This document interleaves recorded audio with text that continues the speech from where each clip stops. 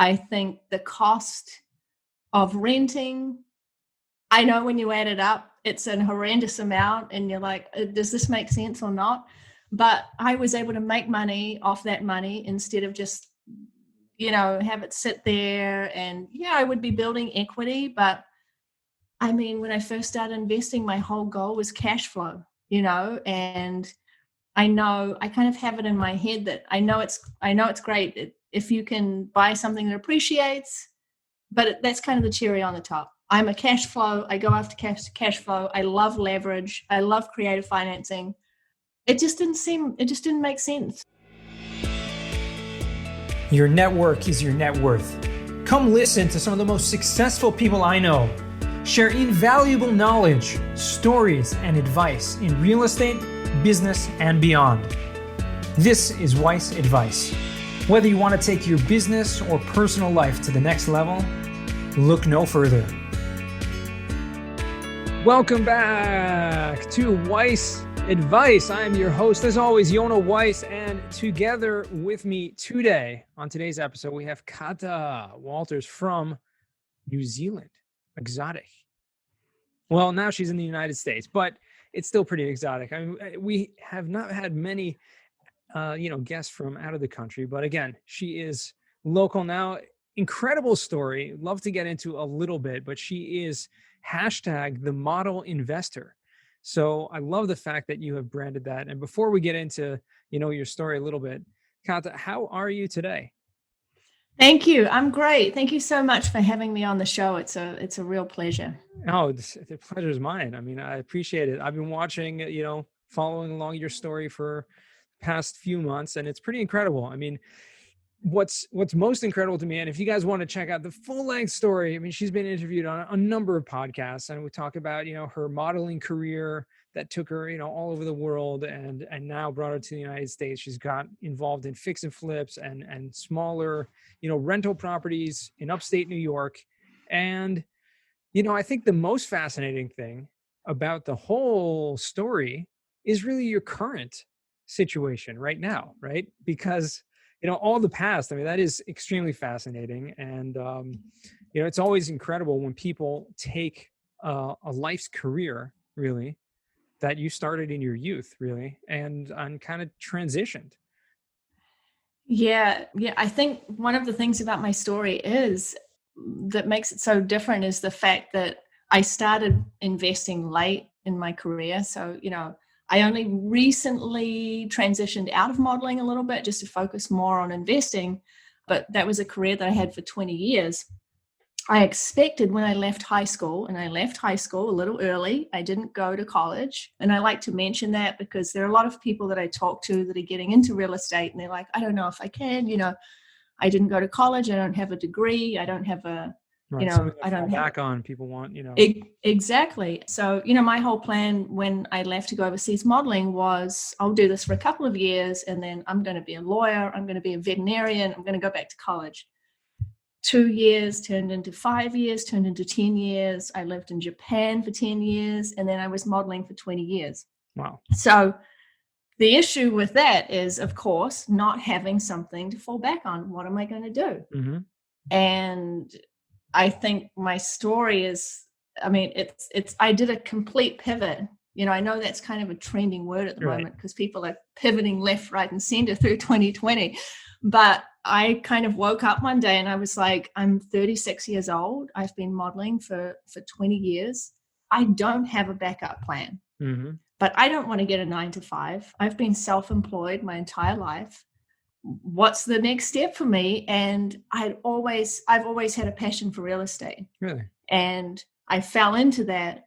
And all of a sudden it just clicked and I knew this is what I needed to do. But it was literally like 6 months. Wow. I was full-time model. And then all of a sudden I have my first rental property and I was obsessed from that moment on.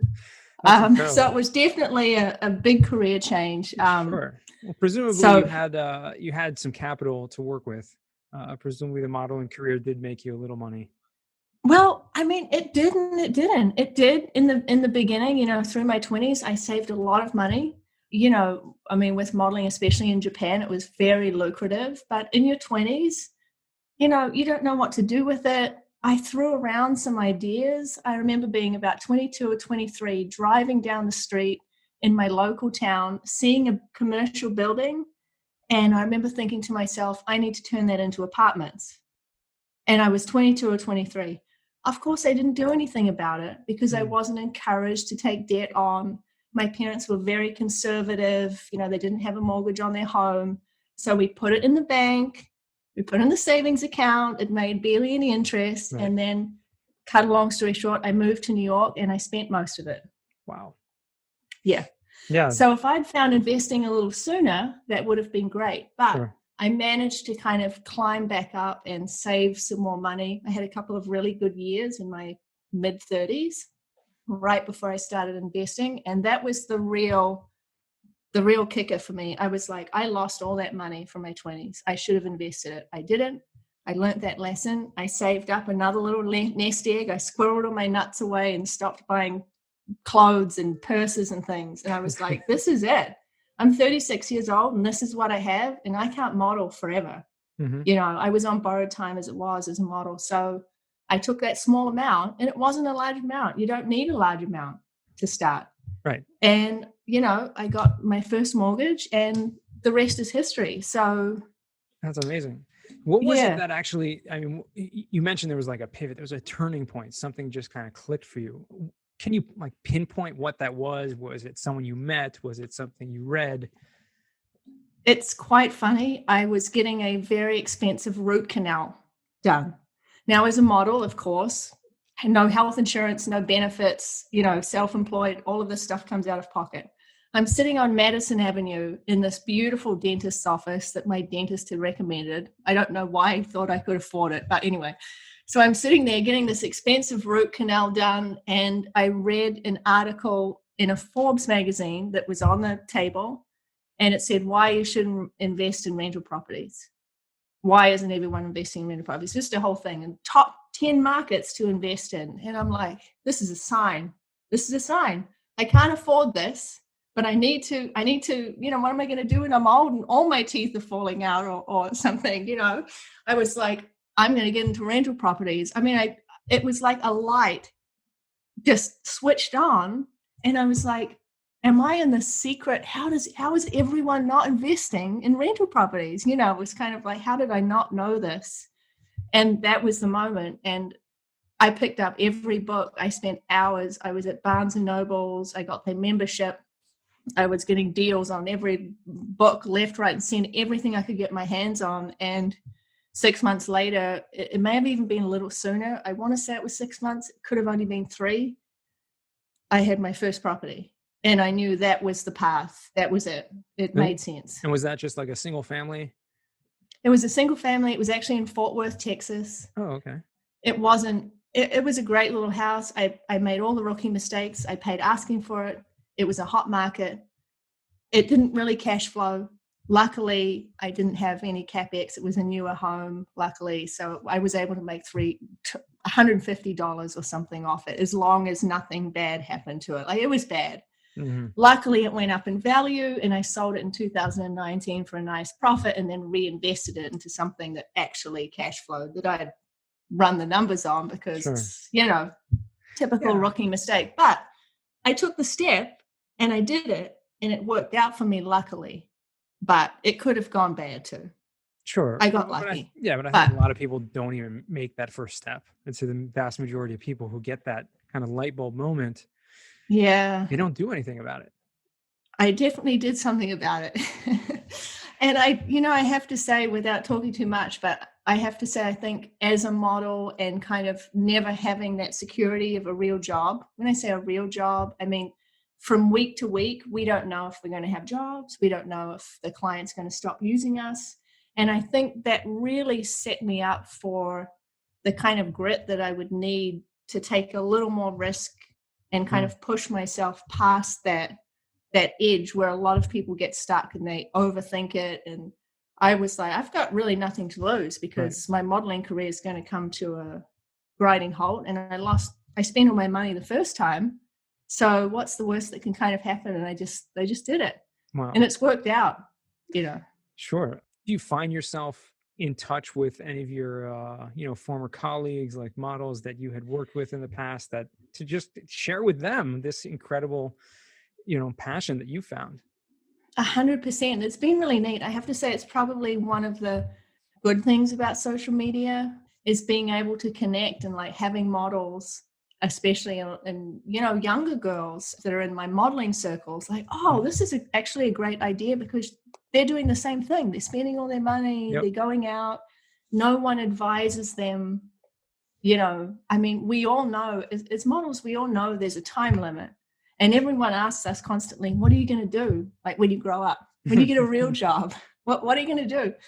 And it's really hard because you get used to the money and the freedom, and you really get out of that mindset of school or a 9 to 5. And I think with social media, I've been able to reach out to those girls and just, a lot of my friends actually are bigger investors, models doing big things, a little quieter, not like the model investor number 2 and everything. But it's been a neat way to kind of see and inspire those girls and, women my age too, that are like, actually, you know what?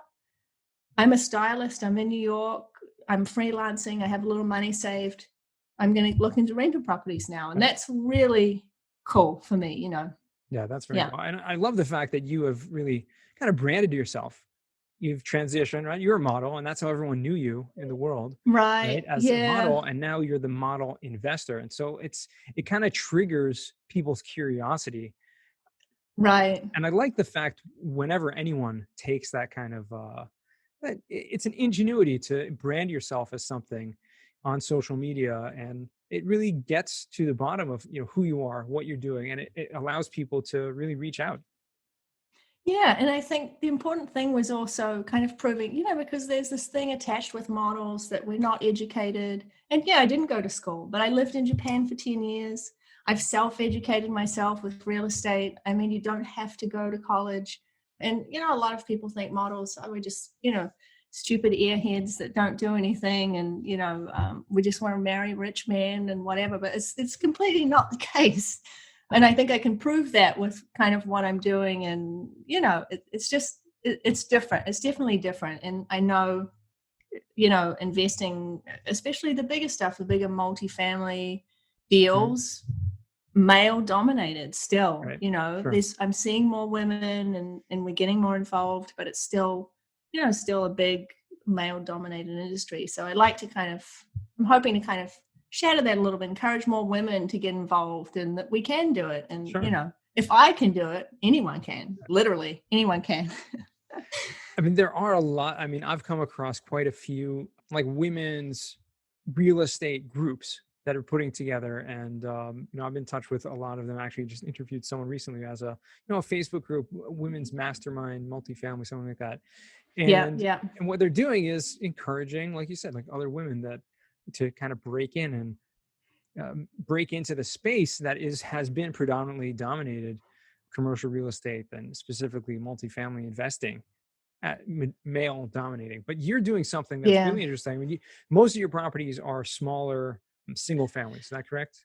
They are. So I have a mix, smaller single family duplexes, couple of triplexes. My biggest property is a 7-unit, and I have a 5-unit mixed use. So all under 10 units. I'm looking for something bigger. I would like to be able to go maybe 20, 30 units. Now that I have my team, in my market, and I can kind of handle that. But I really enjoy the single families. I mean, they cash flow great. I have good tenants. I find that the turnover, it's not as great as the multifamily properties, and I can get great deals off market because a lot of these properties are owned by like mom and pop investors, especially right now. A lot of people aren't paying.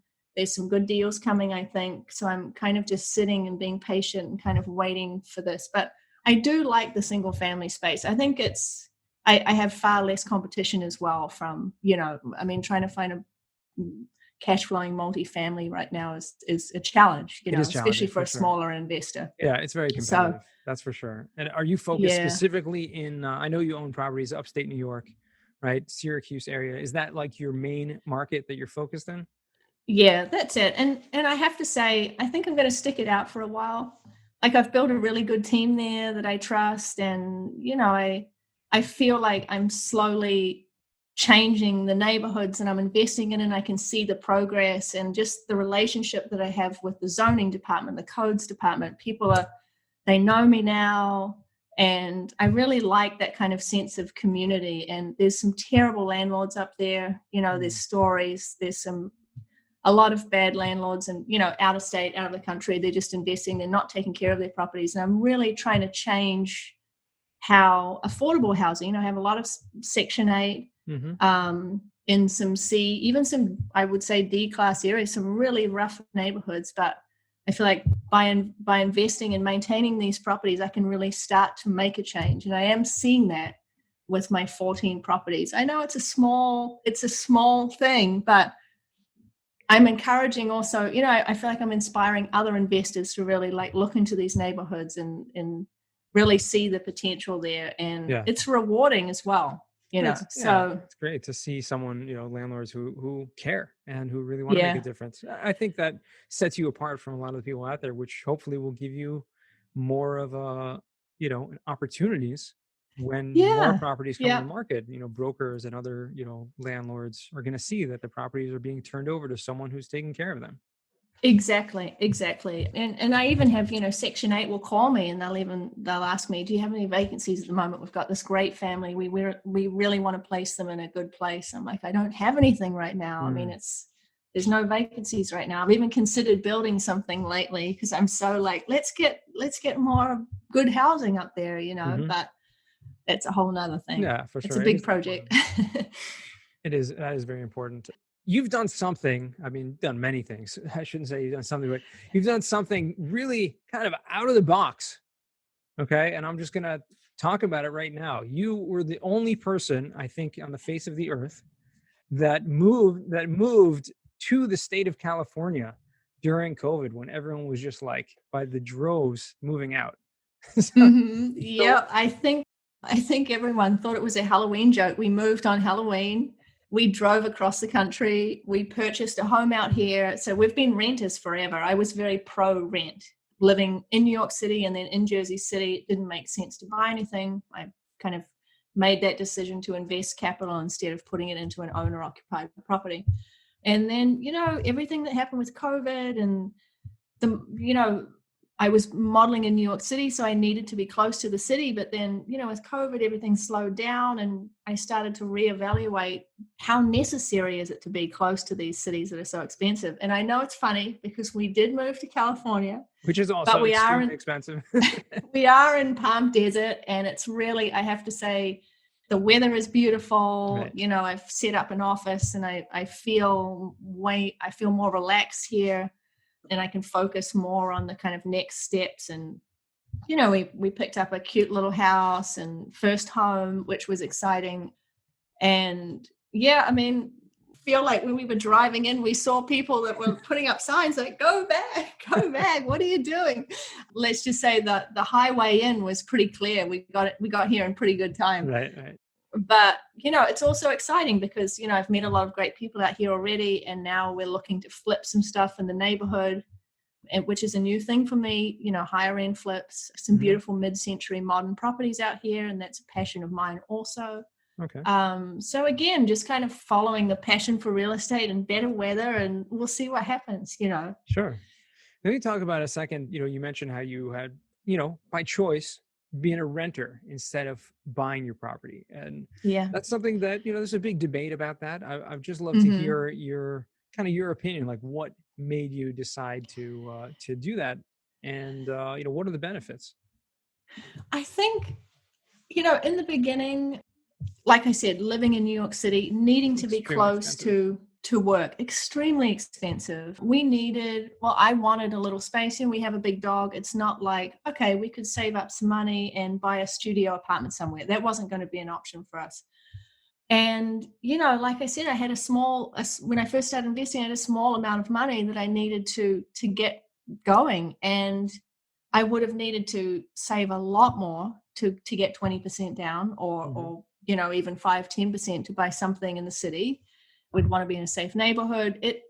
honestly just, it didn't make sense.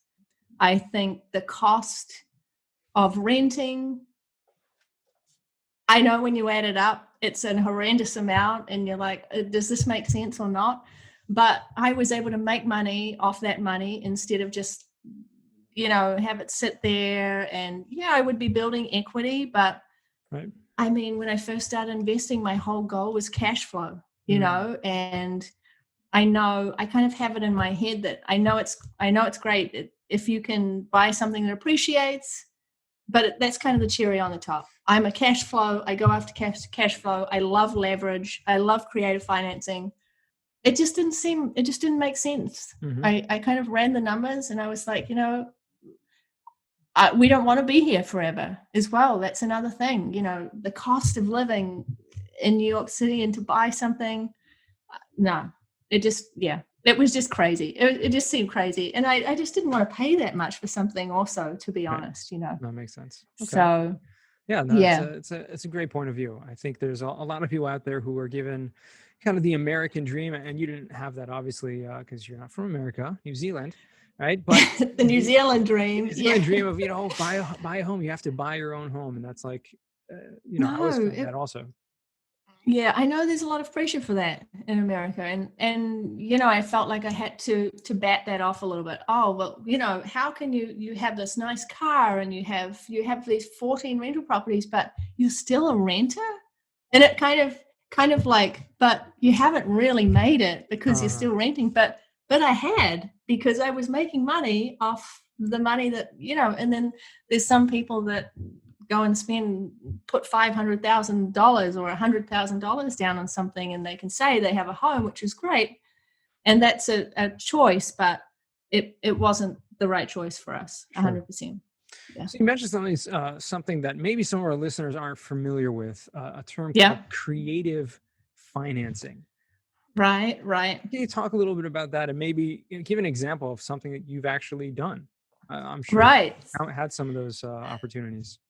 I think I'm kind of the queen of, like I said, the queen of leverage, and I love creative financing. So I'm self-employed. I'm a green card holder. I had newer credit. So I had a few, when I first, started looking into lending, there were kind of these roadblocks. I wouldn't call them roadblocks, but there were hurdles, things that, there were hurdles, for me. And like I said, I had a couple of good years with modeling income, so I was able to get some conventional financing. But quickly, as I started to rack up the debt, and I was scaling quite quickly, it was getting more challenging to get the right kind of financing. So seller financing or owner-held notes, owner financing it's one of my favorite ways to finance, especially when I need to give my credit a break. It's hard when you're lending all the time or you're doing flips and you get the hard credit hits. And I have 5 properties that are seller financed, longer term.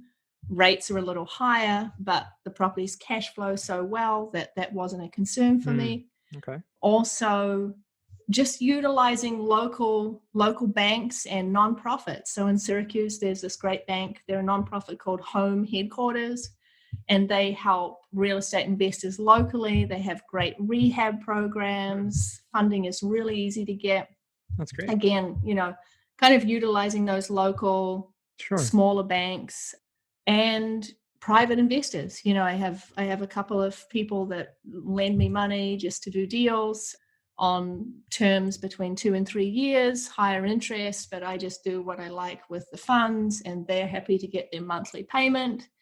So again, just kind of being a little creative. You don't have to have the conventional 20% down or or commercial loans. That I think that's a big part of being able to scale. And absolutely. When you're not using your own money, especially when you have something that's a seller finance, and just to clarify, that seller finance means you're not actually putting a whole bunch down, maybe even certain cases, zero money down. Seller is lending you, so to speak, or giving you a mortgage that you're going to be just paying them in installments, which is, similar to getting a mortgage from a bank, but the seller's happy because they get to sell their property, which is what they wanted to do in the first place.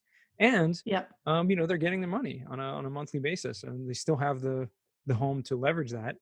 Exactly. Yeah. I think the tricky thing with that is, quite often they'll want asking price or they'll want a higher interest rate. And of course, they have to own the property outright 100% to make it kind of work. But they're out there. And I think soon, with everything that's happening with the eviction moratoriums and things, we'll see people looking to do that more, I think. And it's a good way to, beat, the MLS is there's so much competition on the MLS. We've got to find these ways to look off market and problem solve together. There are a lot of sellers that have problems right now. They have non-paying tenants, or they have properties they can't afford to fix a roof on. So I can come along and be like, I can help your problem. You can help my problem, because I don't want to run my credit and pay a bunch of fees to a bank, and problem solve together, Sure.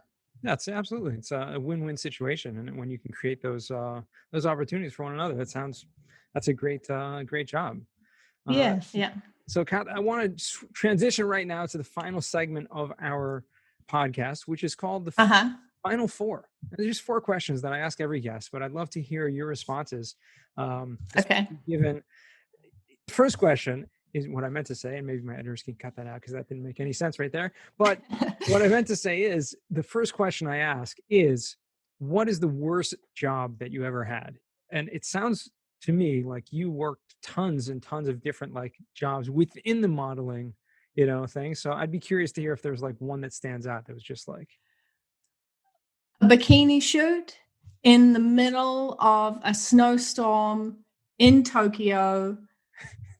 It was a disaster. I cried. I was so cold. We kept doing it. My lips were blue, and they promised me hot ramen when we got done, but the shoot took 4 hours. And I got paid a lot of money, but it made no sense. And I could have gotten pneumonia. So definitely the worst job ever. Wow. That's crazy. Yeah. It is real. That does happen. I know. It's like a bad meme. So yes. Second question, what's a book you've read that's given you a paradigm shift? It really has to be one of the first books that I read. And I'm sure everyone says it, Rich Dad, Poor Dad. That book is just so iconic. It was one of the first books for me, and it makes sense. It just makes sense. Yeah. I'm not going to elaborate on that. No, I'm sure everyone says that, but it is the first one actually. A lot of people have said that. It really does. If you never learn the stuff that's in that book beforehand, then it's totally Yeah. You don't teach a lot of that stuff in school, and even if and they should. They should. Yeah. Some people get it, and some people think it's a waste of time, the book, because they know it. They had the good education beforehand. But I think for the majority of people, and the majority of the listeners here can relate to that, myself included, that I wasn't given these financial insights when I was growing up. So I'm very happy that I came across it at a later age. So, yeah. What is a skill or a talent that you would like to learn? A skill or a talent I would like to learn. I'd love to learn accounting. Is that crazy? Yes. I feel like I'm doing my taxes at the moment, and I'm asking my accountant a million questions, and I'm like, I wish I just knew this stuff. I guess that's a skill. That's a skill. Yeah. Accounting's a skill. 100%. And it's a very good skill. Yeah. I think that would be it. Or, no, I'm happy with everything else. I teach myself everything else that I want to know, I feel like, but that would be very useful. Yeah. Listen, that's the fact that you are managing your own properties, right? You are taking care of the financials and everything like that. It just, it seems like accounting would be a great tool for my toolbox. Yeah, exactly. Oh, what a nerd. Yep. Okay. Hit me with that fourth one. For the final question is, what does success mean to you? Freedom, just time, I think. And, I realize one of my maintenance guys sent me a message the other day, and he's like, "You're a really great boss. Thank you. I really appreciate you." And it almost made me tear up a little bit. And just talking about it, because growing up, I kind of always as a kid, I wanted to kind of be a boss. And I wouldn't say I'm a boss now. I don't run a big company, but I think one thing that I've learned through investing in this time as an investor, and especially now, is, managing a team of people, is my leadership skills are actually much better than I ever thought. I didn't think I was a leader. I was a shy kid. I was always kind of I'm kind of an introvert. I think that's why Chris Jackson and I get on so well, from Sharpline, And I was like, I'm actually a pretty good leader. And I think that was a successful moment for me, to have someone kind of say that. And I think success is having the time to enjoy these moments in life and enjoy the sunshine, take my dog for a walk, and it's not all about money. I don't invest primarily just for money. It's why I probably spend far too much maintaining these properties in these terrible neighborhoods, but I get so much out of it. And I think even someone recognizing my business or my LLC name when I call the city, that's success to me. It's that kind of like, oh, we know her. She does a great job and she's a good landlord. That's also success for me. Great. No, those are awesome. Oh, those are awesome principles that you have, and I think just having that mindset is, I think, the biggest tool. When you realize why you're doing what you're doing, it just gives you the joy, like you said, the freedom, but more than that, it's the recognition, but it's beyond recognition. It's like you said, that feeling that you're doing a good thing. That guy who, however small. Exactly. Yeah. And I think, it's the same thing when some of my tenants send me a thank you note with their rent. Thank you, you're such a good person. Or I got a Valentine's card from one of my tenants. And no, that's not suspicious. She is a girl. She has a baby. And it's those kind of moments I realize I am making a small difference in people's lives. And I think that's important. And that's, more important than a car or going on a holiday. I haven't been on vacation for God knows how long. But so, yeah, I think that's success to me. Oh, beautiful. That's awesome.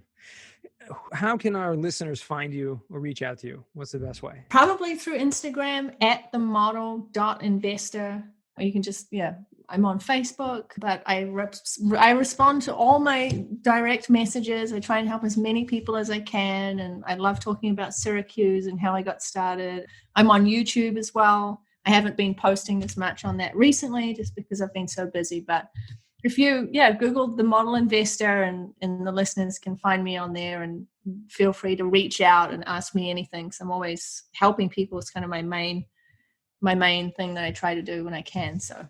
Well, good for you. Good. That's awesome. Well, thank you again for your time. It's been a great time, this short conversation that we had, but I do appreciate you joining me. Thank you. Thanks for having me. Yeah, my pleasure. And to our listeners, remember, the best advice comes only when you ask. Real quick, I have one question for you. Did you like this episode? If you did, I want to ask you a huge favor. See, the biggest thing that helps this podcast grow and that will spread this message to the whole world is that if you leave a review, a rating, and subscribe to the podcast. What that does is it basically tells the platforms that this podcast is out on is that you like my stuff and I'm doing something right. So take a few seconds out of your day, hit that subscribe button, leave a rating or review. I would be extremely grateful. Also, I want to hear from you guys. So I want to hear some feedback. If you have any questions for future episodes, please find me on LinkedIn. Send me a DM, connection request, Yona Weiss, and I'd love to hear from you.